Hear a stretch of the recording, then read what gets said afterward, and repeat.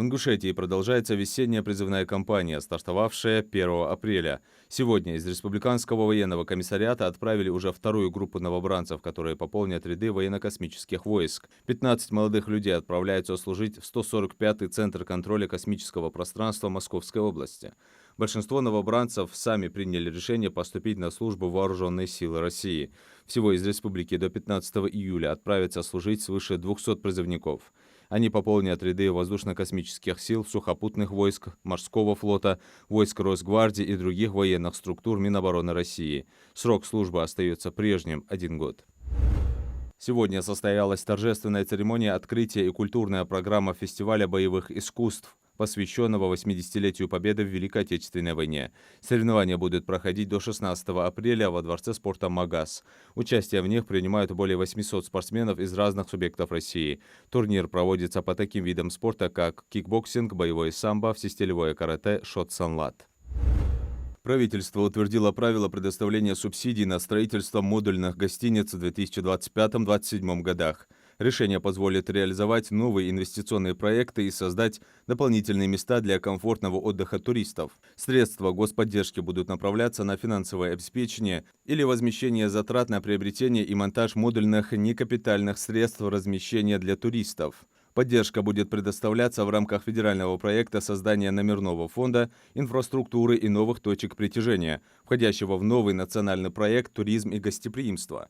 В федеральном бюджете на 2025-2027 годы на эти цели предусмотрено 15 миллиардов рублей. Ровно 81 год назад, во время Великой Отечественной войны, столицу Крыма, Симферополь, освободили от немецко-фашистских захватчиков. Город находился в оккупации 865 дней. Немецкие войска вошли в Симферополь в ночь на 2 ноября 1941 года. Надо сказать, что освобождению Симферополя и всего Крыма предшествовало освобождение юга Украины, а приказом командования 8 апреля 1944 года началась Крымская операция. Войска 4-го Украинского фронта во взаимодействии с Черноморским флотом, Азовской военной флотилией и крымскими партизанами начали решительное наступление. 13 апреля 1944 года Симферополь был занят советскими войсками, вражеский гарнизон ликвидирован полностью. Свыше 1000 немецких солдат и офицеров были пленены. Полностью же освободить полуостров от немецко-фашистских захватчиков Красной армии удалось к 12 мая. День войск противовоздушной обороны отмечается ежегодно во второе воскресенье апреля согласно указу президента от 31 мая 2006 года. Дата события уникальна для каждого года. В 2025 она выпала на 13 апреля. История противовоздушной обороны как особого вида вооруженной поддержки в защите государства насчитывает более века. Первые подразделения, оборудованные пулеметами и легкими пушками, появились в декабре 1914 года для борьбы с немецкими и австрийскими аэропланами. Сейчас войска ПВО также на боевом посту. Телефонные мошенники стали взламывать личные кабинеты на портале госуслуг, представляясь сотрудниками поликлиник и предлагая пройти диспансеризацию. Об этом сообщили в Управлении по организации борьбы с противоправным использованием информационно-коммуникационных технологий МВД РФ. Для записи они просят назвать код из СМС, который служит для входа в личный кабинет. Получив доступ к аккаунту, злоумышленники могут распоряжаться им в своих корыстных целях. В МВД для защиты своих данных советуют устанавливать сложные пароли и двойную систему защиты.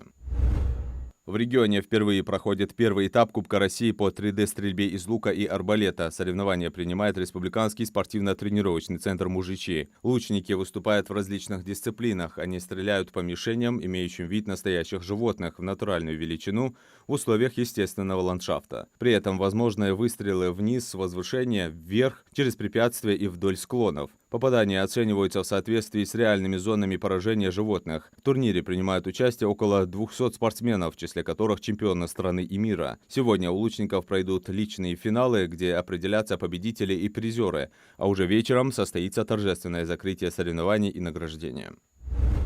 26 апреля в Магасе пройдет ярмарка товаропроизводителей СКФО «Кавказская сказка», ярмарка вкусов и традиций. Цель – содействие развитию экономических связей между субъектами, обмен опытом и традициями, а также продвижение местных производителей и их продукции на региональном уровне. Посетители смогут не только приобрести уникальные товары, но и окунуться в атмосферу кавказского гостеприимства, отведать блюда национальной кухни, стать участниками развлекательной программы. Организатор – Торгово-промышленная палата Ингушетии. Пройдет ярмарка на площадке, прилегающей к зданию НТРК «Магаз».